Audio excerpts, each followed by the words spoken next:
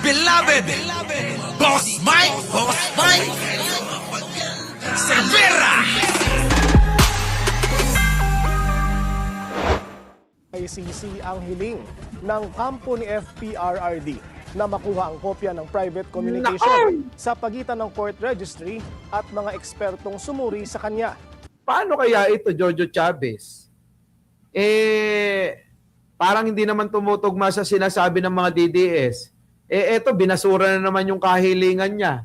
Lahat na lang ng hiling ni Digong, basura. Sayang yung binabayad doon sa abogado nila. 150 million kada buwan, sabi nga nila. Saan pa nila kukunin yung pambayad dyan, mga kababayan, ano? Tapos ganyan, parang wala naman nagiging magandang resulta.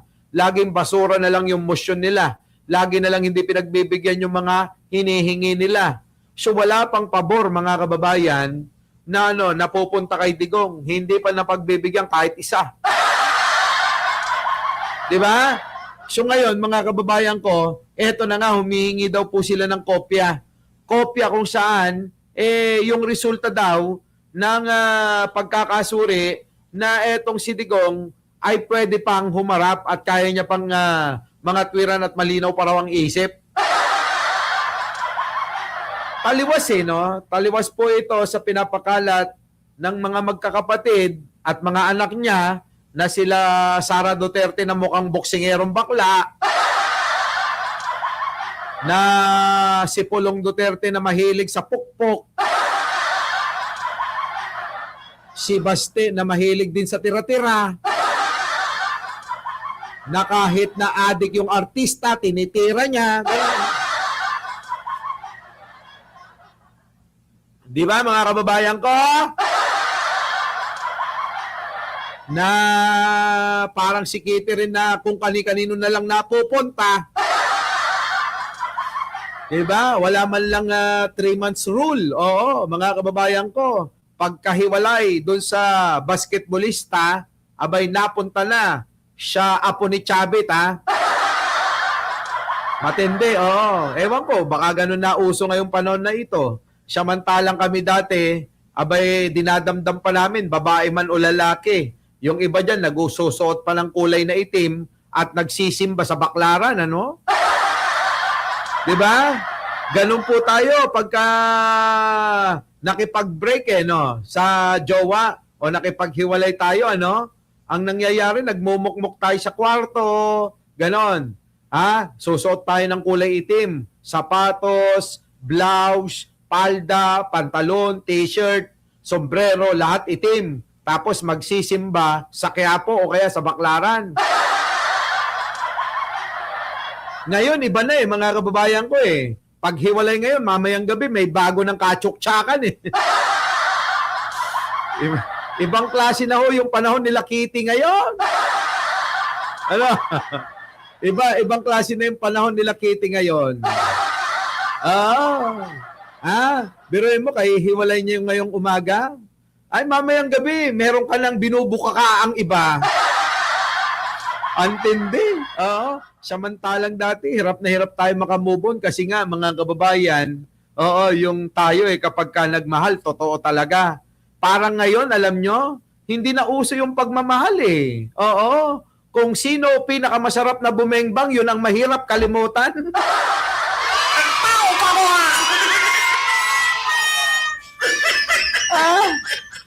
Parang ganun na ngayon Tama ba? Michelle Reyes, kakaiba na panahon ngayon. Wala nang puso-puso. Oo. Pasarapan na lang kung sino pinakamasarap bumengbang. At doon na lang, mga kababayan, na mahirap kalimutan. Yan ang panahon ngayon nila Kitty. Eto na, mga kababayan ko, si Digong. Nakaw, ewan ko ba rito, mga kababayan ko. Nasaan ba yun? Sabi kasi ni Polong, mga kababayan ko, ano na raw? Parang taong grasya ng araw yung tatay niya. Kasi nga daw, mga kababayan ko, ewan ko, paano naging taong grasya ito, ha? Eto na. Paulo Duterte ang kanyang ama sa ICC sa The Hague Bago yan, muli niyang ginit sa Korte Suprema na iligal ang pagkakaaresto sa dating Pangulo. Live mula sa Davao City, nangunguna sa balita si News 5 Mindanao correspondent Bril Montalvo. Bril, una sa lahat, kumusta muna ang lagay ng dating Pangulo sa dahig? Eto na, eto na. Eto na. Oy, totoo naman na, 'di ba? Totoo naman. Aminin nyo, mga kababayan ko, ibang-iba nung panahon natin. Oo. Abay, nung naiwalay ako sa unang-unang girlfriend ko, mga kababayan ko. Oo, biruin nyo 3 taon ako bago ako nag-shota uli. Siya naman, 4 na taon bago nag-shota uli. Yung pala, nagpapaligsahan lang kami. Parehas kami nang iniisip, dapat mauna siya. Dapat mauna siya. Dapat mauna siya. Pagka may jowa na siya, doon lang ako magjojowa. Parehas pala kami nang iniisip. Kung alam ko nang parehas kami nang iniisip, 1 linggo pa lang, pinalitan ko na eh. Di ba, no? Ganun tayo na, no? Mauna na siya, dapat magjowa na siya para makapagjowa na rin ako ng iba, para makamove on na ako. Kasi pag nakakita na ako na mayroon siyang iba, makakamove on na ako. Ganun, ano? Ngayon, hindi. Oo, iba na ngayon. Oo, ngayon, paunahan na. Di ba? Paunahan na ngayon eh. Ay, biruin ninyo. Oh, umaga, nag-break. Abay, tanghalian lang, hindi pa nag-aalas 12. Ayun, nanananghalian ng hotdog tsaka tilapia. Diba? Oh, mga kababayan ko. At tsaka ngayon, kapag kung sino yung pinaka-close, tandaan nyo, yun na yung kasunod nyo. Di ba? Ngayon, mga kababayan ko, yung mga kabataan ngayon, naghiwalay kayo ng jowa nyo, isipin nyo na kung sino yung pinaka-close sa kanya na lalaki. Ay, yun na agad ang kapalit nyo. Nung araw, normal-normal lang sa atin yung mga ganon, di ba?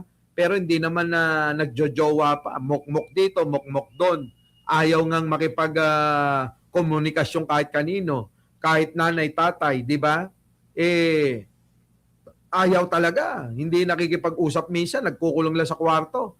Ngayon, iba. Oo, magpo-post na agad yon. Sino ang available ngayon? Po-post pa yon, I need hug. Para bang nag-aanyaya, paunahan, mga kababayan. O kailangan daw ng hug ni Kitty Duterte. Ay, magchat-chat na yon, mga kababayan ko. Hello, Kitty. Kung sino mauna, puntan mo ko, samahan mo ko, kasi malungkot ako. Naghiwalay na kami ni Berto. Diba? Diba? Ganun ba? Okay, sige, pupunta ako dyan. Ito naman, yayakap kagad biglayo. Diba? Sasabihin naman nila, anong gusto mo? Tara sa Tagaytay, tara saan, kung saan mo gusto, ganyan. Diba? Tapos si lalaki naman, mga kababayan ko, at saka, sasabihin nun, tara na, kung saan mo gusto pumunta, kahit saan, sasamahan kita. Ganon. Talaga ba? Gaganong-ganon naman yung mga girl lalo. Talaga ba? Sige, tara, kahit saan tayo pumunta, makalimot lang ako. Di ba? Ganon. Ganon naman ang sagot ng babae. Siyempre, yung lalaki, dinimonyo na. Ganun ba? Kahit saan tayo pumunta, basta makalimot ka, nako, bebeng-bangin kita magdamag. Ayun, mga kababayan, naging laman ng ng Victoria Court, naging laman ng Sogo. Sasabihin pa nung babae, saan tayo pupunta? Bakit dito tayo sa Sogo pupunta? Wait lang, inaantok lang ako, pero magdadrive tayo ng malayong malayo pag nakatulog na ako. Di ba, no? Ganyan ang mga diskarte ng mga lalaking hayop na yan. Huwag kayong magpapabiktima. So yung daan lang muna tayo, inaantok ako, baby.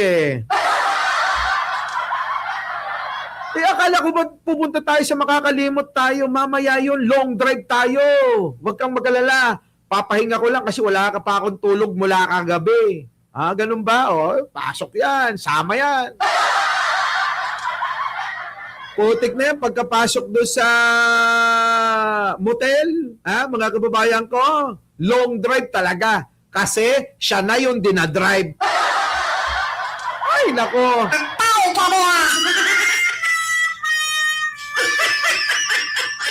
Yung mga lalaki dyan, yung mga paandar nyo, Diba, no? Yung mga paandar ng mga lalaki dyan, mga ganyan, ako, huwag kayo magpapabudol dyan. Ay, hindi. Hindi ako sanay dyan. Nasanay lang ako. Kasi, mga kababayan ko, madalas, kapag kaganyan, maraming mga, Diyos ko, yung mga pandali sa akin, ganito naman, yung mga pandali ng babae, Ay! Sabi ng babae, nagugutom ako. Oo, nagugutom talaga ako. Ay, ano bang gusto mong kainin? Meron akong gustong kainin eh. Ano nga yun? Ayun! Gusto ko ng bulalo. Ang layo naman ng masarap na bulalo. Sa Tagaytay pa. Siyempre, sasagutin ko, layo nun at Tagaytay, masarap ang bulalo. Dadrive pa tayo hanggang doon. Layo. Kakatamad yan. Ay, hindi. Meron akong alam, masarap ang bulalo. Oo. Dyan lang yun, Naku, yari. Oo. Yari na tayo doon, mga kababayan ko. Yung sinabi ng babae na, dyan lang? Nako! Yung bulalo sa Victoria Court, masarap talaga. Diba? Yung mga bulalo. Nako, order nga, Nung matikman ko, masarap na talaga yung bulalo, Diba? Nako, iba mga kababayan ko. Mamaya, iba na yung pinapakain niya. Mamaya, sasabihin niya, kailangan mo na ng panghimagas. Maligo na tayong dalawa, sabay. Diba? Yayayain ka na sa jacuzzi. Tapos, pagdating sa jacuzzi, akala ko ba kakain lang tayo ng bulalo. yung pala, mga kababayan, yung bulalo ko na yung kakainin, Ay! Grabe talaga. Sabi niya, hindi naman yan yung bulalong gusto ko talaga, Anong bulalo? Ilabas mo na. Ilabas mo na. Eto na, mga kababayan ko, kung ano na naman napupuntan nating topic. Si Digong, long hair na daw. Mukha ng taong grasa. Eto na. Binisita ni Congressman Paulo Duterte ang kanyang ama sa ICC sa The Hague. Bago yan, muli niyang ginit sa Korte Suprema na iligal ang pagkakaaresto sa dating Pangulo. Ayan na naman sila. Paano mapagbibigyan ito kundi puro na lang pagtuligsa sa ICC. Lagi nilang inaano na illegal daw yung pagkakaaresto sa tatay niya. Uy, hindi na kayo nagsawa. Paulit-ulit na lang yan sinasabi nyo. Illegal ang pagkakaaresto sa tatay ko. Mga unggoy, ang tagal-tagal na yan. Ipaglaban nyo yan sa ICC. Ay mula sa Davao City, nangunguna sa balita si News 5 Mindanao correspondent Bril Montalvo. Ano sabi? Kumusta muna ang lagay ng dating Pangulo sa The Hague? Jiggy, ayon kay Congressman Paulo Duterte, mabuti naman ang kalagayan ng dating Pangulo sa ICC sa The Hague. Yun naman pala Mabuti naman pala ang kalagayan ni Digong sa The Hague Buti pa nga ron na naalagaan ng mga nurse doon. Dito, pinapabayaan lang ng mga anak ni Digong. Ewan ko, bakit ba nila gustong palabasin pa ron? Kung maayos naman ang kalagayan ng matanda doon, Kaysa naman nasa labas, minamaltrato lang nila, Diba? Sige nga tanong ko sa inyo, naging masaya ba yung pamilyang Duterte? Hindi naman Sige nga, abay broken family. Abay hindi magkakasama-sama. Hindi magkakasundo-sundo. Diba, mga kababayan ko? Si Digong at saka si Sara. Abay nagpa-plastikan lang sila. Kaya nga hindi sinunod ni Sara. Si Digong nung tumakbo dapat siya na presidente. Dahil gusto ni Digong na maging presidente siya. Pero, di ba, hindi niya sinunod yung tatay niya kasi may malalim sila na away ni Sara. Alam niyo naman yan, di ba? Minsan tuloy, naiisip ko lang naman, hindi ko naman pinagbibintangan, liliwanagin ko. Minsan, naiisip ko, yung chismis na kaya galit na galit si Sara sa tatay niyan si Digong, parang minulestya daw siya. Oh, di ba may chismis na ganon? May mga naririnig akong chismis na ganon eh. Minsan parang gusto ko ng paniwalaan yun. Di ba? Hindi kaya totoo nga yung chismis na minulestya ni Digong si Sara? Hindi kaya totoo yung sinasabi ni Sara na nung matagal ng panahon daw ay ni-rape daw si Sara at hindi masabi kung sino siya? At ngayon, breaking news, nilindol po ang Davao City, sabi ni Arnold Lopez. Anong intensity? Alam nyo mga kababayan, ewan ko ba diyang Davao na yan, lagi na lang lahat, lindol, baha, bagyo, lahat, parang pinaparusahan sila. Sabi rito ni Teresita Tano, alam mo rin yung chismis na yan, Same here, Boss Mike. Yan din iniisip ko. Kasi alam nyo, mga kababayan ko, hindi ko lubos maisip kung anong galit ni Sara kay Digong. Kung bakit niya sinuway yung tatay niya na dapat siya ang tumakbong presidente pero napunta kay Manong Bongbong, mga kababayan ko. Isipin nyo maigi. Tapos, galing din kay Sara, sa bunganga mismo ni Sara na sabi niya, ako ay ni-rape din matagal ng panahon. Ang tanong ko sa inyo, sa ugali ni Digong na mamamatay tao, hindi niya ipagtatanggol yung anak niya, ay sigurado kung sino man ang gumawa sa anak niyang yon, sigurado, mga kababayan, gigilingin yon. Pero bakit parang sabi ni Sara, kalimutan na lang daw? Bakit kalimutan, Sara? Di ba? Tapos malalaman natin, sobra ang galit niya sa tatay niya. Kaya minsan naisip ko, hindi kaya si Digong nanggahasa kay Sara?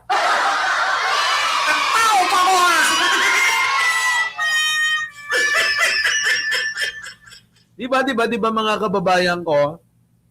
At kung totoo yun, kung magiging totoo na si Digong ang nanggahasa kay Sara, mga kababayan ko, ito yung pamilya na karumal-dumal, marumi talaga.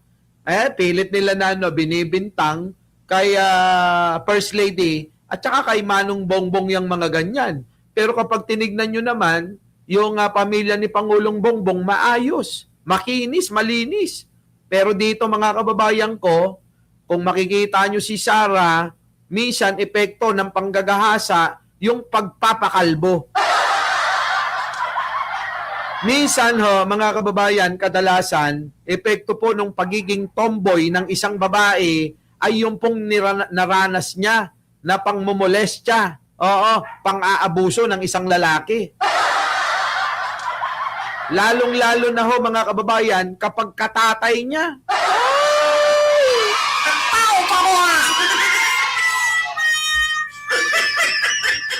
Diba? Ganun yun, mga kababayan ko. Lumalabas kasi sa pagiging ugali, sa attitude, at sa kinikilos ng isang babae ang kanyang naranasang pang-aabuso sa kanya. Ganun yun. Ayon po yan sa mga dalubhasa ng mga doktor. Nagiging epekto sa kanila yung pagbabago ng ugali at yung parang misang kadalasan nagiging parang luka-luka. Kaya minsan, mga kababayan, naaawa din ako kay Sara ba? Kasi minsan talagang hindi niya mapigilan yung pagiging luka-luka niya. Diba? Na minsan naisip ko na lang yan siguro yung epekto ng pagkakagahasa sa kanya. Ngayon, mga kababayan ko, sino ngayon ang tanong? Sino ngayon ang malaswa ang pamilya? Ang pamilyang Duterte ba? O ang Marcos? Waloy! Kwento niya, long hair na ang dating Pangulo dahil hindi ito nakakapagpagupita. Ay, di sama niyo ako, gugupitan ko. Baka hindi nyo alam, barbero ko, Barbero. Kita nyo mga kababayan, bakit ako mahihiya na sabihin ko na barbero ako? Totoo naman. Di ba? Bakit naman ako mahihiya na sabing barbero di ba, Charlie Whiskey, ano? Sabi, hindi talaga totoo yun. DDS to si Charlie Whiskey. Wala tayong dapat ikahiya sa mga katotohanan at alam naman natin na lumalaban tayo ng pareha sa laban ng buhay. Kaya proud na proud ako sabihin ko na ako'y isang barbero. Di ba? Ngayon, mga kababayan ko, itong mga Duterte na to, nagnanakaw ng nagnanakaw. Itong mga politika na ito, sila Saldico, sila Martin Romualdez, walang ginawa kundi magnakaw. Diba? Yun ang nakakahiya, mga kababayan ko. Yun ang nakakahiya, yung nagnanakaw ka ng pera ng bayan. Diba, Armel? Ano Armel Guzman? Babaero. Ha? Grabe naman to si... Oo nga. Oo nga. Diba? Hindi ako babaero. Oo. Natataon lang talaga Ligaspi, Jojo, Joji, Armel, Teresita Tan, na nilalalaki nila ako. Di ba, Mary Jane de Vera? Anong kasalanan ko kung mapagbigay ako? Di ba? Ikaw naman magkatunog lang sinasama mo na Kanina raw, natulog lang buong umaga ang kanyang ama at hindi rin nakakain ng tanghalian. Bumangon daw ang dating Pangulo nang bisitahin niya ito kasama ang kapatid na si Kitty kaninang madaling araw dito sa Pilipinas. Kita niyo mga kababayan ko? Tsaka siguro naman kung magiging babaero ko, meron naman siguro kung di ba? May K naman siguro ko. Jojo Chavez, Catherine Galpo, Marian Tomas, Miss Au, Bergie, Michael Alwag. Kung sakali ba, Mami Ber, na maging babaero ko, wala akong karapatan. Di ba? Elsa Brillantes, siguro magtaka kayo, ha? Kung ang maging babaero, kamukha ni Libayan, kamukha ni Banat Bay, at saka ni Norman Mangusin. Yun! Oo! Kapag kayong tatlo na yun, nakakapagtaka talaga. Di ba? Pero siguro kapag ako, parang, normal na lang kay Mike Cervera. At ito naman, ito na, si Pulong mahilig sa pokpok. Tama, mali. Si Pulong mahilig sa pokpok. Si Kitty, hindi ko naman siya sinasabing pokpok. Di ba? Ulitin ko lang, wala akong sinasabing pokpok si Kitty, ha? Mari siguro, mukhang pokpok. Ganon. Pero hindi siya pokpok. Ganon, ha? May mga ganon, interpretasyon. Parang ako. Ang tingin nyo sa akin, parang babaero ako, pero mabaito ako. Hindi naman totoo. Di ba? Parang ganon. Pero may mga tumitingin kasi, may mga nagko-comment na sasabihin, si Kitty, pokpok. Hindi ho. Wala naman kayong ebidensya Mukhang pokpok. Baka sakali pa. Di ba? Mga kababayan ko, magkaiba yun. Magkaiba yung babaero sa mukhang babaero. Magkaiba rin yung pokpok sa mukhang pokpok. Di ba? Pero etong si Pulong certified ito. Mahilig talaga sa pokpok. Di ba? Yan yung si matandang si Pulong, matanda na ho ito biruin ninyo mga kababayan ko, 50 mahigit na siya. Tapos ang mga kinukuha niyang mga pokpok na babae, yung bang mga Daisy. Di ba? Yung bang mga Daisy 8, Daisy 7. Lakaw! Mga kababayan ko, Yan, tuloy. Hindi sila pinayagan ng ICC na mabisita ang ama nitong Pasko at Bagong Taon. Oo nga daw, mag-isa nga lang nagpaskot bagong taon, ano? Samantala, Gigi, kahapon nagsumiti ng memorandum si Congressman Duterte sa Korte Suprema para muling igiit na iligal ang pagsuko at pagkulong sa kanyang ama sa ICC. Paulit-ulit na lang to si Polong, mga kababayan ko. Wala nang naniniwala rito. Nakabilbil pa sa Supreme Court ang kanilang petisyon para rito. Nako. Gigi. Ano ang naging reaksyon ng pamilya Duterte sa nilulutong impeachment complaint ulit laban kay VP Sara? Syempre, sasabihin nila, paninira lang yan. Ngayon, so mukhang taong grasa na si Digong. Alam niyo yung mukhang taong grasa, yung mahaba na yung buhok, hindi na nakakapagpagupit. Tapos mga kababayan, hindi pa makaligo ng maayos. Kasi nga mga kababayan, hindi nga nakakatayo. Pagka pumasok kayo siguro sa kulungan, baka pati puwet nun, hindi na nahugasan, di amoy anag na. Diba? Yung mga taong grasya pa naman mga kababayan, hindi rin nakakapaghugas ng puwet ng maayos yan. Kaya kapag kaho kayo nadikit dyan, ang baho talaga mga kababayan, hindi naman sa pag-aano, mabaho talaga. Our beloved Boss Mike. Boss Mike.